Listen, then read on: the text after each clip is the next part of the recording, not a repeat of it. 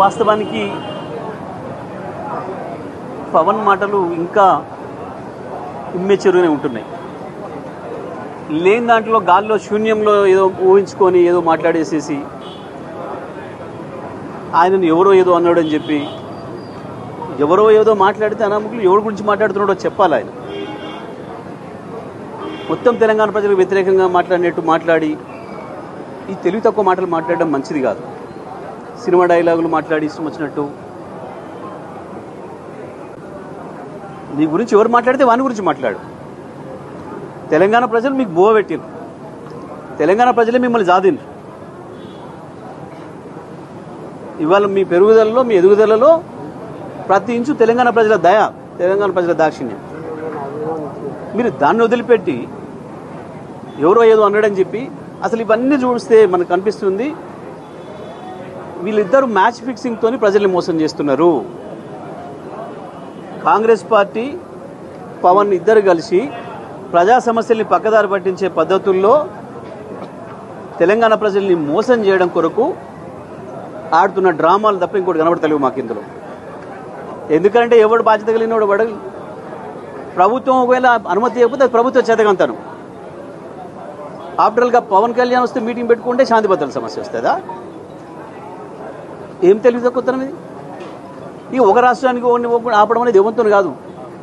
ఇక ట్రంప్ ఇన్ని ఆంక్షలు పెట్టినా అక్కడికి అవతల వెళ్ళిపోతూనే ఉన్నారు. ఈ తెలంగాణ నుంచి ఆంధ్రకు, ఆంధ్ర నుంచి తెలంగాణ పోవడానికి ఎవడు ఆపలేడు. కానీ ఎవడు ఆపినోడు కూడా లేడు. ఇవి కావాలని చెప్పి ఇవాళ ఈ రాష్ట్రంలో ఉన్న సమస్యలు, రైతుల సమస్యలు, యువకుల సమస్యలు, నిరుద్యోగ సమస్యలు, విద్యార్థుల సమస్యలు, హాస్పిటల్ సమస్యలు, వీటన్నిటి నుంచి పక్కదారి పట్టించడం కొరకు ఆడుతున్న డ్రామా తప్ప ఇంకొకటి లేదు ఇక్కడ. ఇంకొకటి ఆయన ఇంకో తెలివి తక్కువ మాట మాట్లాడాడు. మరి ఆయనకు రాష్ట్రాల ఏర్పాటు గురించి తెలియదు. పెద్ద పెద్దోళ్ళే తప్పు మాట్లాడంగా ఆయన మాట్లాడడానికి పెద్దని తప్పు అనుకోవడం లేదు. ఎందుకంటే ఆయనకు ఉండే జ్ఞానం గంతే. రాష్ట్ర ఏర్పాటు ప్రక్రియ పార్లమెంట్ నుంచే రావాలి, పార్లమెంట్ నుంచే వచ్చింది. పాపం ఇంకొకటి ఏంటంటే ఆయనకు ఎవరో రాసిస్తే చదివి అలవాటు కదా. పాపం ఎవరో డైలాగ్ రైటర్ ఉండాలి, రాసియాలి కదా. మోడీ మాట్లాడింది రాసిచ్చారు, ఈయన చదివిండు. ఇక మోడీ లాంటి వాడే అనంగా పెద్ద ఈయన అనడం పెద్ద ఆశ్చర్యం ఏం కాదు మాకు.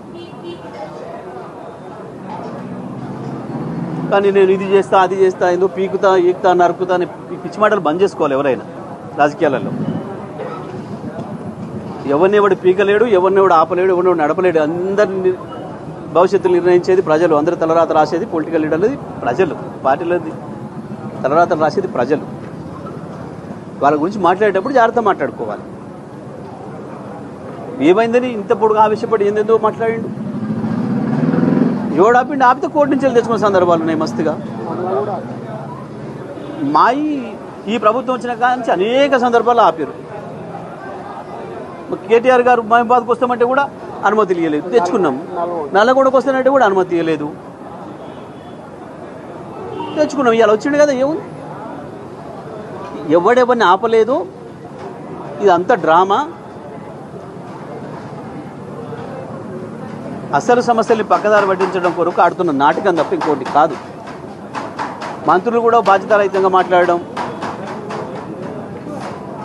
ఎవరిని కూడా ఆపుతాడు, తిరగకుండా ఆపుతాడు. అవుతుందా?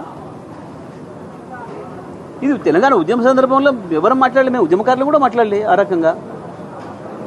ఎవరో బాధ్యత లేనో లేదో అన్నారని చెప్పి వాళ్ళని అడ్రస్ చేయకుండా, పేరు అడ్రస్ చేయకుండా మీరు మీరు అని మాట్లాడింది తెలంగాణ ప్రజలనా?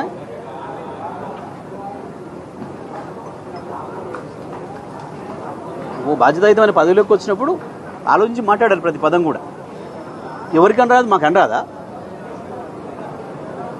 అంతకంటే పెద్దగా మాట్లాడొస్తుంది అట్లా కాదు కదా. బాధ్యత ఉండాలి కదా. ఏదో ఆయన వెడుతుండు, ఈయన ఆపినట్టు, నేను లేసరి సంగతి చెప్తా అని ఎవడు అని వెనకట అన్నాడని ఇప్పుడు అన్నాడు. ఇవన్నీ నాటకాలు తప్ప ఇంకోటి కావు. ఇవి ప్రజల సమస్యలకు సంబంధించినవి కావు. ఈ సమస్యలు ఇప్పుడు ఇవాళ తెలంగాణలో ఇమ్మీడియట్గా ఉన్న సమస్యల్ని పక్కదారి పట్టించడం కొరకు కాంగ్రెస్ పవన్ కలిసి ఆడుతున్న నాటకాలు ఇంకోటి కావు.